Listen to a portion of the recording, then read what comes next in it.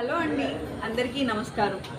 ఒక చిన్న విరామం తర్వాత మీ లహరి నాయుడు మీతో ఒక విషయాన్ని షేర్ చేసుకోవడానికి అయితే వచ్చేసిందండి.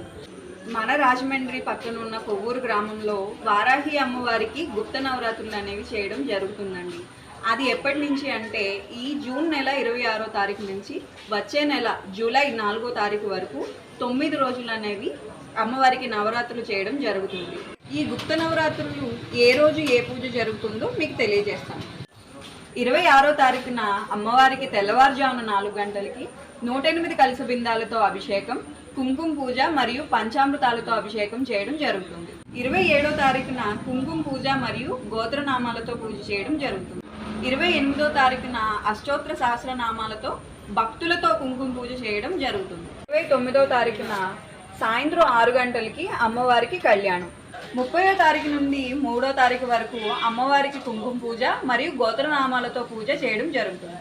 4వ తారీఖున శాకాంబరి అవతారం మహావారాహి హోమం, అలాగే 9 రోజులు మహావారాహి హోమం జరపబడుతుంది. ఉద్వాసం, అలాగే 6వ తారీఖున మధ్యాహ్నం 3 గంటలకి అమ్మవారికి భారీ ఊరేగింపు కొవ్వూరు గ్రామం అంతా. ఈ గుప్త నవరాత్రుల 9 రోజులు వచ్చిన భక్తులందరికీ అన్న సమారాధన కార్యక్రమం జరుగుతుంది.